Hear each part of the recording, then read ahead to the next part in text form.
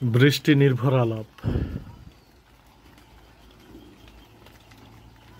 আলাপে আপনাদের স্বাগত। বেশ কয়েকদিন ধরে মেঘলা মেঘলা করছিল আকাশটা, মাঝে আবার কিছু সময়ের জন্য রোদের ভ্যালকনি ছিল। তারপরও মেঘলার পরিমাণটা একটু বেশিই ছিল দিনের সমষ্টিতে। তো আজকে মেঘের একটা ঘন ঘটা দেখা যাচ্ছে। সকালে ঘুম থেকে ওঠার পর থেকেই দেখতেছি একেবারে অন্ধকারাচ্ছন্ন একটা অবস্থা। তো এখন এই মুহূর্তে এসে বৃষ্টির একটা আবির্ভাব দেখা যাচ্ছে। তবে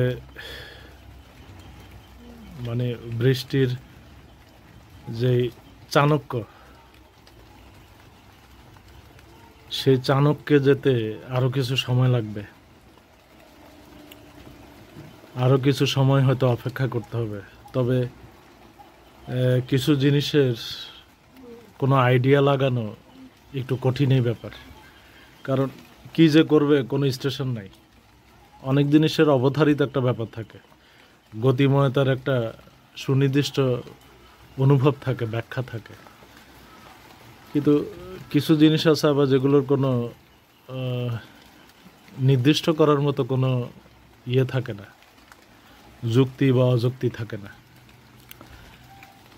দেখা গেছে বৃষ্টিটা এখন বন্ধ হয়ে গিয়ে তার গতি কমিয়ে দিয়ে হয়তো দেখা গেছে আকাশটা পরিষ্কার হয়ে যেতে পারে কিছু সময়ের ব্যবধানে, আবার এটা গভীর থেকে গভীরতর হতে পারে, মানে একটা ঝড়ে রূপান্তর হতে পারে। তবে আমরা ওই ইদানিংকালে প্রযুক্তির উন্নতির কারণে আবহাওয়া সম্পর্কিত ইয়েগুলো, নলেজগুলো কিন্তু বিকশিত হচ্ছে। আমরা আবহাওয়াবিদদের মাধ্যমে অনেক কিছু আগাম এখন জেনে যেতে পারি, যেটা আজ থেকে 20-30 বছর আগেও সম্ভব হতো না। এখন ঘূর্ণিঝড় আসার আগেই তার আকার, প্রকৃতি, তার তাণ্ডবের যে সম্ভাবনাময় আধার, হ্যাঁ, বা অবকাশ, সেটা সম্বন্ধে আমরা অনেকটা ওয়াকেবহাল হয়ে যাই। তো সে যাই হোক, এখান থেকে আমি ঘর থেকেই কিছুটা দেখতে পাচ্ছি গাছের আড়াল ফাঁক দিয়ে আর কি, পাতা গাছের ফাঁক দিয়ে 2-4 জনের দৌড়োদৌড়ি খেয়াল করতেছি। এরা সবাই প্রত্যেকে খেলোয়াড়, ফুটবল খেলছে। বৃষ্টি তাদেরকে থামাচ্ছে না, কারণ এটা এক ধরনের উদ্যম থেকে হয়। এই কৈশোর বা যৌবনকালের একটা উদ্যমতা থাকে সব কিছুকে মানে ডিনাই করার,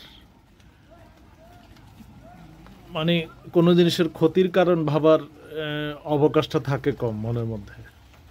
মন যা চায় তাই করতে মন চায়, মানে মনের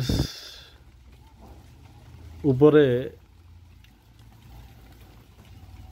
ব্যক্তিত্বের সম্পূর্ণ একটা ইয়ে থাকে, দখল থাকে। মানে ব্রেনকে কাজে লাগায় কম আর কি, ওই বয়সটা হৃদয়ের আবেগকে বেশি প্রাধান্য দেয়।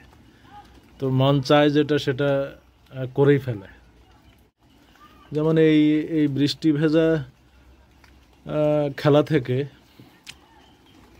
দেখা গেছে অনেকে অসুস্থ হতে পারে, সবাই হয়তো হবে না, কিন্তু কেউ কেউ অসুস্থ হতে পারে। তো ওই অসুস্থতাকে ড্যাম কেয়ার করে কিন্তু ওই যে খেলাটা চলছে, আপনারা কিছুটা হলো ওদের শোরগোল শুনতে পাচ্ছেন।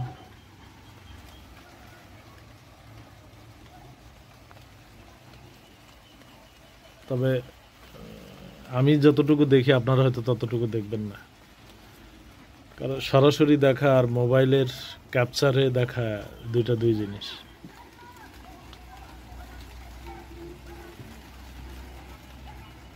জুম করলেও হয়তো দেখবেন না, কারণ ওই গাছের সামান্যতম আড়াল দিয়ে, পাতার আড়াল দিয়ে কিন্তু আমি খেয়াল করতেছি ওদেরকে। তো সে যাই হোক, মনে হয় না বৃষ্টি খুব একটা এগোবে, গতি কমিয়ে আনছে ক্রমশ বৃষ্টি। হাওয়া আছে, হাওয়া বইছে, কিন্তু তবে বৃষ্টি কমিয়ে আনলেও দেখা গেছে মনে হয় না মেঘলা ইয়েটা, ছায়াছবিটা বৃষ্টি কমাবে। এ দেখেন আমার কথার সাথে সাথেই যেন একটা বিপরীত মূর্তি ধারণ করছে বৃষ্টি। এই যে বেড়ে গেছে বৃষ্টির গতি, মানে মনে যেন সে আমার সাথে একটা প্রতিবাদই করলো। বৃষ্টি কমিয়ে আনছে এই কথা বলার সাথে সাথেই যেন একটা ধাক্কা দিল আমাকে, যে মনির ভাই আপনি যেটা বলছেন সেটা ঠিক না, দেখেন আমি গতি বাড়িয়ে নিচ্ছি, এমন একটা অবস্থা যেন।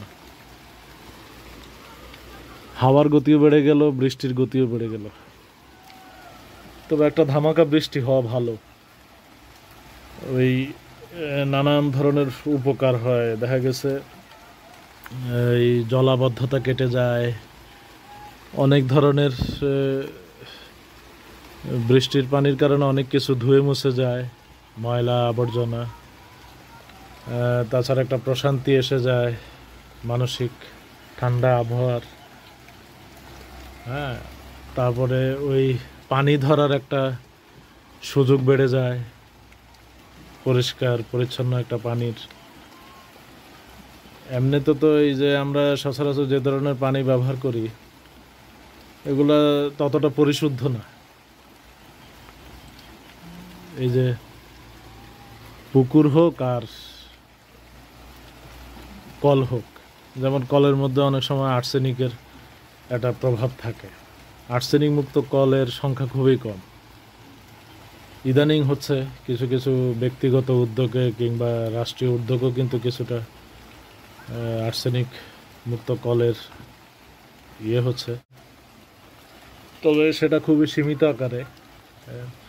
দেখা গেছে মানুষ অলস পরায়ণ আমাদের সবাই মানব জগতে, পারতপক্ষে আমরা কষ্ট করতে চাই না। তো দেখা গেছে আর্সেনিক কল যেখানে স্থাপন করা হয়েছে তার থেকে একজন মানুষ প্রায় 1-1.5 কিলোমিটার দূরে আছে কিংবা আরও বেশি। তো দেখা গেছে সে হয়তো এতটা পথ আসবে, সেই এনার্জি বা সেই উৎসাহ মনের মধ্যে সেই ইয়ে পায় না, জোর পেয়ে ওঠে না, তো আর আশা হয় না। পুকুরের পানি, দিঘির পানিকেও কিন্তু বৃষ্টির পানি একটা পরিমাণগত দিক থেকে বাড়িয়ে তুলে একটা পরিচ্ছন্ন করার চেষ্টা করে। কারণ অল্পতে যত কদাকার বা অল্পতে যত ইয়ে থাকে, খারাপের অনুগমন থাকে, দেখা গেছে কোনো কোনো জিনিসে সেটা বেশিতে তার প্রাদুর্ভাবটা, তার সংক্রমণটা কমে আসে। যেমন এই যে এখন বৃষ্টির কারণে যে জলটা বাড়বে দিঘিতে বা পানিতে, নদীর কথা নাই বা বললাম, কারণ নদীর যেহেতু বিস্তৃতি অনেক, দেখা গেছে একবেলার বৃষ্টি তার নদীকে কতটুকু টলাবে বা নদীকে কতটুকুই বা জোয়ারে ভাসাবে। কিন্তু পুকুর দিঘির জন্য কিন্তু অনেক বিরাট একটা ব্যাপার, বেশ অনেক অনেক পানি জমে যায়। তো ওই ঘোলা পানিটাকে একটা পরিচ্ছন্নতা দেয় কিন্তু এই বৃষ্টি। এরকম নানান উপকার আছে বৃষ্টির। ওই টিনের চাল যাদের ঘরে, তাদের চাল পরিষ্কার হয়ে যায়। হ্যাঁ, চালে জমা ওই ঘুণের আবির্ভাব হয় এমন অনেক ধরনের সংক্রমণ, অনেক ধরনের ইয়ে থেকে, বিচালি থেকে যদি বলি, হ্যাঁ, গুণাগুণ থেকে, টিনকে বাঁচায়, বৃষ্টিতে মোটামুটি অনেকটুকু ধুয়ে দেয়, ঢালাও বৃষ্টিতে আর কি। অল্প পরিমাণে বৃষ্টিতে হয়তো সেটা তেমন একটা উপকারে আসে না, কিন্তু যখন বড় বড় ফোঁটায় বৃষ্টি পড়ে আকাশ থেকে, তখন ওই বৃষ্টির ফোঁটার কারণে দেখা গেছে পুরা চালটা পরিষ্কার হয়ে যায়। যেহেতু ওই যে চালটা মোটামুটি বক্রাকার আকারে থাকে, তো উপর থেকে নিচের দিকে ইয়ে থাকে, ধাবিত থাকে বলে দেখা গেছে পানিটা পরিষ্কার করতে সুবিধা হয়। ওই ময়লাটাকে, চালে যে ময়লাটা লেগে শুকিয়ে থাকে আর কি, বিশেষ করে গাছের পাতা, গাছের ঘুণ, এগুলোর মিশ্রণে দেখা গেছে একটা দিনে দিনে টিনটাকে নষ্ট করার প্রক্রিয়ায় মেতে থাকে। তখন ওই বৃষ্টি এসে কিছুটা হলো ওইটাকে দমন করে।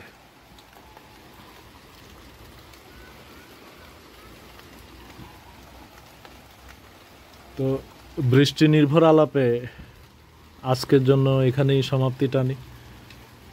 বেশ অনেকটুকুই বলছি কথা, আরও তো বলতে হবে সামনে। তো কথা আর ফুলঝুরি থেকে যতটুকু বয়ান করা গেল আমি মনে করি সাফিসিয়েন্ট।